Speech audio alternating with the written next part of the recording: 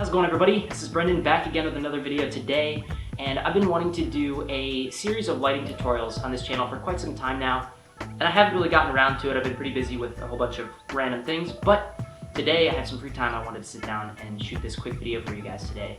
So for the first installment of this series, I figured I would do something a little bit simple, something that everybody can wrap their heads around, no matter what skill level that you're at or experience level that you're at. I also wanted to talk about how sometimes the simplest lighting can often be the best lighting. We'll get into that in a little bit. So the lighting setup that I'm going to be talking about is in this shot that you see right here, which is what I'm pretty much calling a neutral daytime interior scene. Neutral because there's really not a lot of contrast here. It's very flat lighting, and it's very soft lighting. There's not a lot of shadows anywhere. Shadows on my face. It's not too crazy. I've got a nice eye light in my eye, and everything is pretty much filled. There's detail everywhere. There's not a lot of mood or tone to this shot. It's not super dramatic. So for this first video, I really just wanted to do a lighting setup that was really versatile. So this is kind of what I came up with. Again, this is really simple. I'm just going to be breaking down the concept behind this lighting setup, how I set up this shot. This is my living room, by the way. Welcome to my apartment. And yeah, so without further ado, let's talk about this a little bit. So normally the first thing that every DP or gaffer does when they enter the set for the first time, if it's an on-location set, is they turn off all the lights, they cover all the blinds, and they take a look at their blank slate. So this is, when I walked into my living room this morning, this is what it looked like with all the curtains drawn and no lights turned on whatsoever. So this is a cool look in and of itself with this kind of exposure. It's a completely different tone, and it just goes to show you that in the same environment you can get a completely different look. And it literally, closing these blinds to show you guys what this looked like earlier took about all of 30 seconds. So it doesn't take a lot of time to get a completely different look and a completely different feel. But anyway, this was the blank slate that I had today that I decided to light. And the first thing I did was I opened the blinds to let all the natural light in, because I wanted to do something that was really simple and really fast. I didn't want to use a lot of extra film lights or anything. I wanted to fill most of the space as I could with the natural available light that I already had. So let's do that really quick. We'll talk about that for a second and then move on. Alright, so now we have this. Obviously not a huge difference, but it makes some difference. The room that I'm in right now is pretty much all white walls, so all the natural light that does come in, it bounces off these white walls and fills pretty evenly.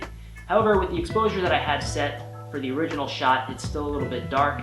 I'm pretty backlit. I've gotten really no light coming from the front, at least no direct light coming from the front, and so I kind of wanted to change that. So the next thing I did was I brought in a single LED panel that I have. It's I bought it off Amazon for like 150 bucks or something. It's super cheap. It's called the Best Light LED panel. I'll put a link in the description. I'm super impressed by this little LED light that I have. I use it for so many different little things. It's really lightweight. It can be battery powered by V-Lock batteries. Well, right now I have it plugged into the wall, and I bounced it off the wall behind me here. Okay, so it's literally as simple as that. There's not a lot more to this lighting setup. The basic concept here was I wanted to have front light from the face, create a little eye light, make it soft and even, so I put the light that I had kind of far away from that wall that I was bouncing it from, so it would be a big bounce source, create a nice soft light. And that LED panel has a lot of output. It's really bright, so it filled pretty much the whole other side of that room with light, which is now coming towards me and filling from the front.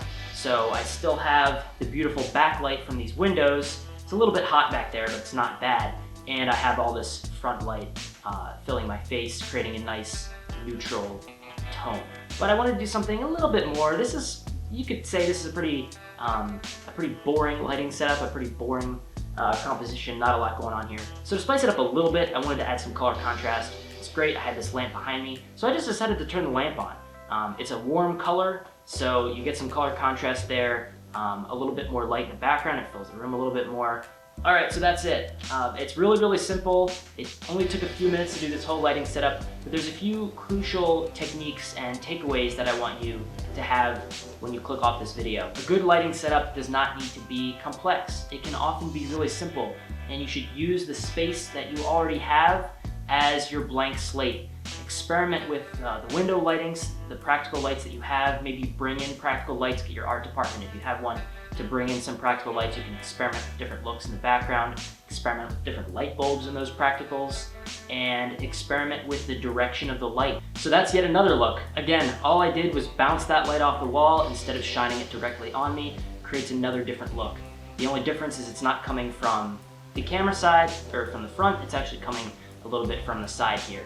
As you can see, it sculpts my face completely different, creates a little bit more mood, a little bit more tone, and a completely different feel. So some quick takeaways that I want you guys to have from this simple tutorial is that lighting does not need to be complex. Oftentimes, the simplest lighting setups are the best lighting setups. And oftentimes the natural light that you have available to you, in this case the daylight coming through these windows, you can use that in really creative ways.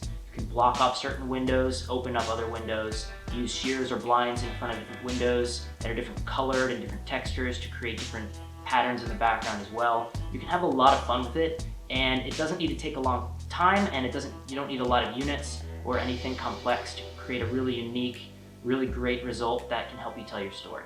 So I hope you guys enjoyed this video. If you do like this kind of video, let me know in the comments, or like the video below, or subscribe.